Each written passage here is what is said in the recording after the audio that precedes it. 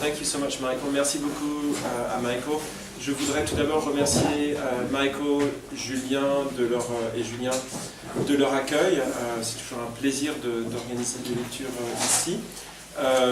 So I just wanted to thank Michael and Julien for hosting us.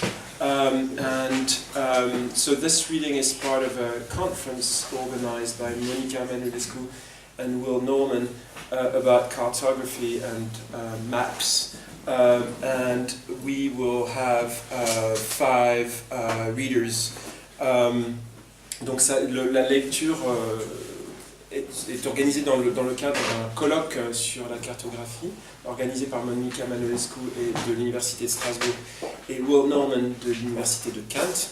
Et donc nous allons commencer la lecture avec... alors ce que je vais faire, c'est je vais présenter en français les auteurs de langue anglaise.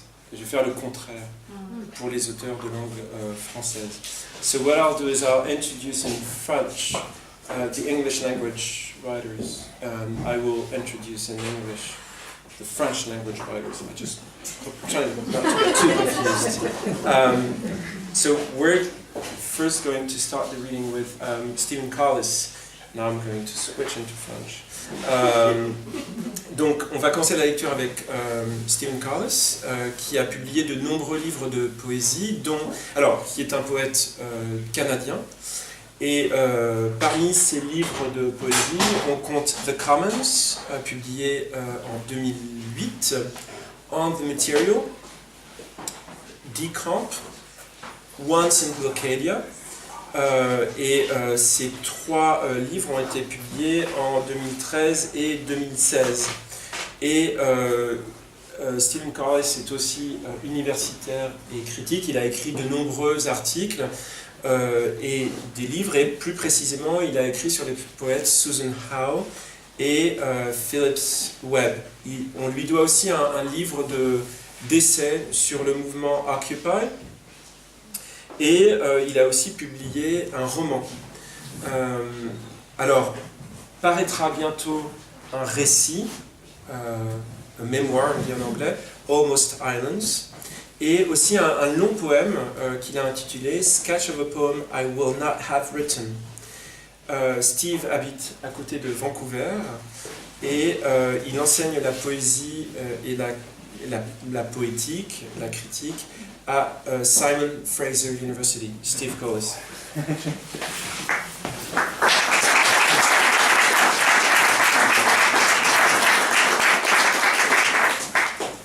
Thank you very much, merci, bonsoir. It's really, really wonderful to be here. I've watched friends over the years read here. I've seen videos of like Lisa Robertson reading here. And I thought, this used to be wonderful. There was something on the wall behind a few of the readings I've seen. It was very black and dark. It was beautiful. I don't know what that was. It might have been a Jim Dine print. Yeah. I think that's maybe what it was. Yeah. Wonderful. Anyhow, so thank you so much, Olivier and Michael, for hosting us here tonight. It's really extraordinary to be here. So I'm going to read, the first poem I'm going to read has been translated by Olivier, so I will read that one and we'll jump right in. So this is part of a long sequence of poems that I call Sketch of a Poem I Will Not Have Written, and that notion of futurity, of a future that appears erased, or alternatively a future that I think I want to erase certain things from. But I'm writing it in the opposite direction by going into my old journals. I've been keeping a journal for probably 30 years, and taking material I've never used before from old journals. So going back into the past in order to think about the future. And actually this poem comes from that project, and this one is called Yes, I Do Want to Punch Fascists in the Face. But first, it's the orange-crowned warbler, the Nashville and Virginia warbler, Lucy's blue-winged, red-faced warbler and the yellow warbler. I thought they were all yellow warblers, prothonotary and magnolia warbler, black-throated, blue, green, and gray warblers, Grace's warbler, the Blackburnian, cerulean, pine, palm, and prairie warbler, bay-breasted, black pole, redstart, Louisiana, and worm-eating warbler, morning, Kentucky, and hooded, olive, rufous-capped warbler. Saying or singing, everything's going to be all right. It's all going to be destroyed. So give me the light of stars that strives but can't quite reach us, the one whose eyes are struck by the beam of darkness, the wings, blinding forms beating, piercing all songs, singing fragile lights from every wood and window. The time now is for pirates and possibly warblers. Landward forms only amuse for a moment. Walls jockey for nations to enclose, oceans to swamp all our canoes at once. The crying out of streets and forests I join, and give me water for spit, Phyllis Webb wrote. Then give me a face. Stephen Collis, Stephen expliquait que donc c'est un poème qui fait partie de son long poème Sky, un poème I Will Not Have Written, et qui a trait à un futur qu'il envisage, un futur dont il veut retirer des choses à venir, mais qu'il écrit de façon rétrospective en se servant d'un journal, de son journal. Alors la traduction que vous allez entendre, en fait je ne l'ai pas traduite moi-même tout seul, je vais vous expliquer pourquoi. Vous avez entendu le nom des oiseaux, et il se trouve que nous avons une amie, Fabienne Raffose, qui est une merveilleuse poète et éditrice, qui est spécialiste des oiseaux. Donc quand Steve m'a envoyé le poème et que j'ai vu tous les noms d'oiseaux, j'ai un peu paniqué, je me suis dit bon, je l'écris à Fabienne, et Fabienne m'a envoyé toute la liste des oiseaux correspondants. C'est la spécialiste. So Fabienne Raffos is a wonderful poet and publisher, and also bird specialist, is the one responsible for all the bird names in the translation. Yeah. Which means I didn't do much. Oui, j'ai vraiment envie de casser la gueule aux fascistes.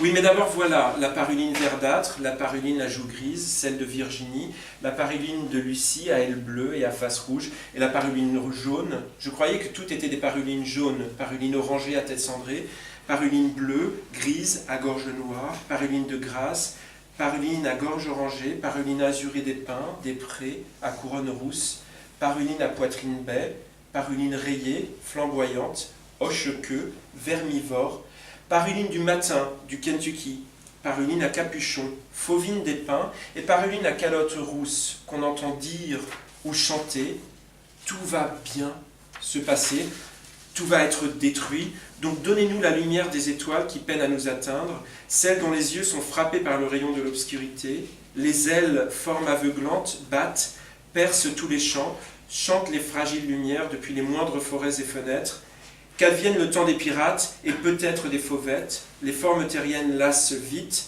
les murs poussent les nations à boucler, les océans à couler, tous nos canoës d'un coup.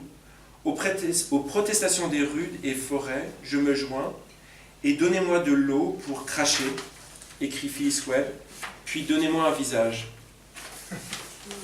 Merci.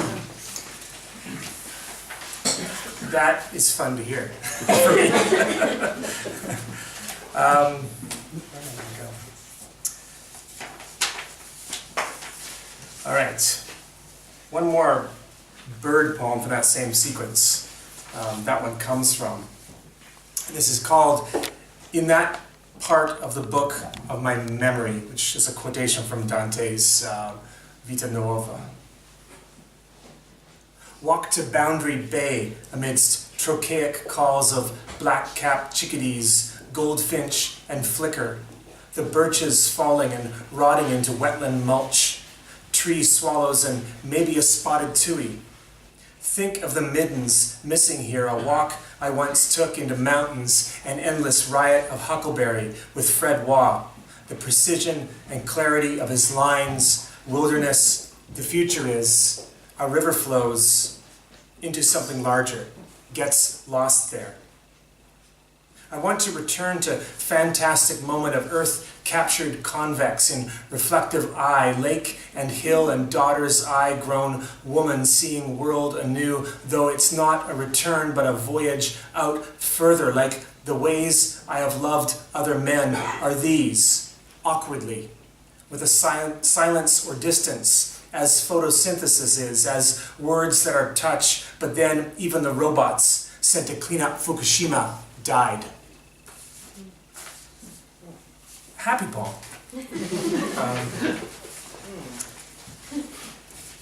And this is, so the sketch, the poems I'm calling the sketch poems they're numbered usually, and I use a random procedure to find a journal of mine that I'll then take a poem from. So they're all sort of using my own past writing as found material. But some of them have slightly different origins. And I was writing lots of notes about Pablo Neruda in this particular journal. But I actually went back to a Neruda book I was reading at the time, and then, so this poem actually starts as homophonic translations from words in Spanish into English I think they sound like, and then it sort of just evolves and takes off from there. Instead of a 14th sketch, come species, come migratory herds in gilded summer latitudes, in uniform season, come belted kingfisher above deserts of lost mobility, looking for the river that yearned for wing and bank.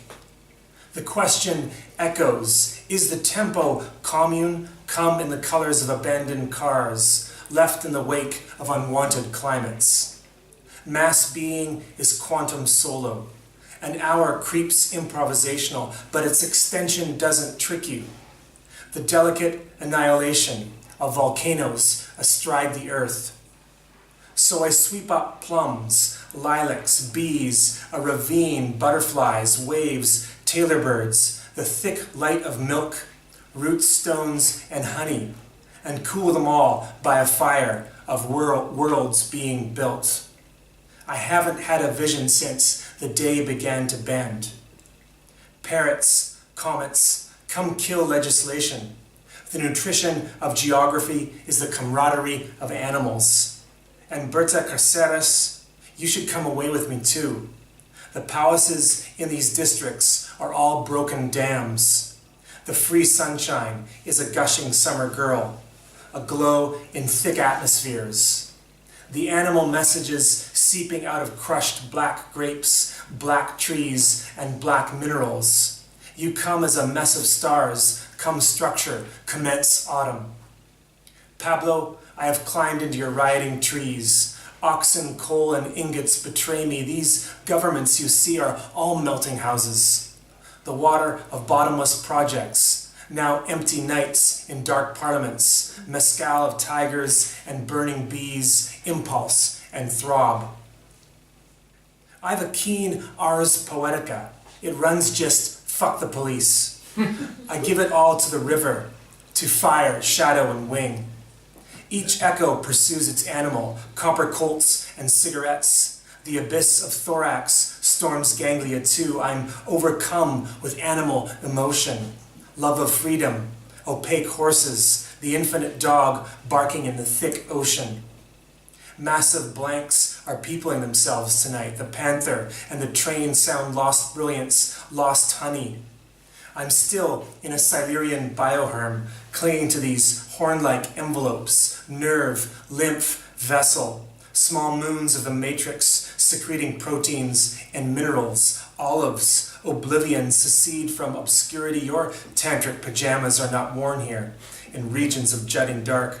Your mouth amazes, swallowing death and the demand of green givens. Come winter, spring was no necessity of futures still dreaming themselves free.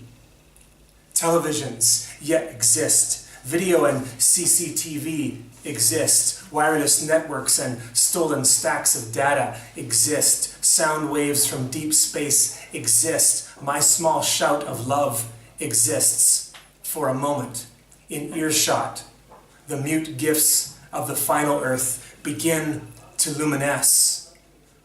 Neruda, I take up residence inside you. I will keep that cancer out, keep those foreign agents in the gutter they crawled from, the gutter called secret police, keep their experimental poison from doing its neoliberal death dance in the wounded night of birds. Your heart yet beats its metrics. I will walk with you over mountains that are volcano manuscripts thrust deep in our breast pocket. Walk with you not to freedom, but to the jungle of endless struggle. Its green songbird manifestos, its urgent river sludge in riot. Okay, I'm going to read one more poem. I have a feeling, I've really not paid any attention to time, but I have a feeling I'm probably soon running out. So one more poem, and I'll try and get a little bit more cartographic. Just a little bit.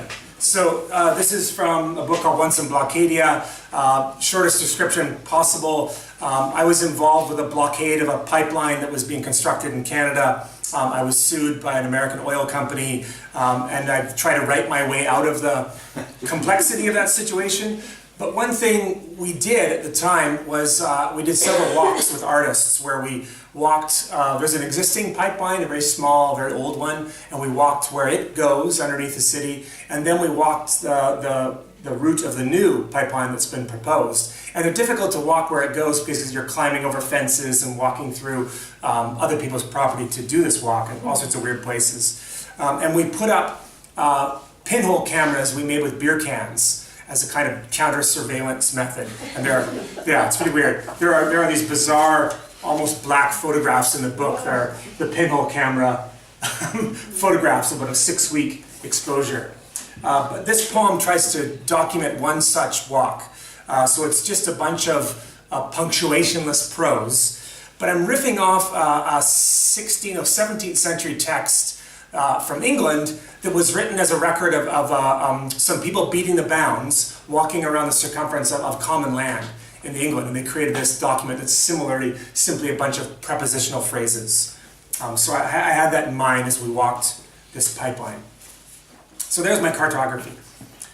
Walking the route of the proposed new pipeline, still an imaginary line in data bank accounts, begin on river mud banks beneath bridge, the pilings and log booms, small mid-span island, treed and reedy, temporary trail closed, signs, barbed wire hypocrisy of man-made habitats in shadow of cathedraled concrete bridge towers. We counter-surveil with beer can pinhole camera under cottonwood trees, unstable popweed and pizza boxes, and rebar and rebar and rebar and rebar, the dirt banks of heavily worked earth through trespass, fencing past vending garage doors, industrial park polymer shapes, stacked Coke machines behind fencing, Schnitzer cat, Levitt, the nest of yellow and blue crane arms at Phoenix truck and crane, then daisies, clover, bees, all the blackberry brambles fit to neglect along United Boulevard,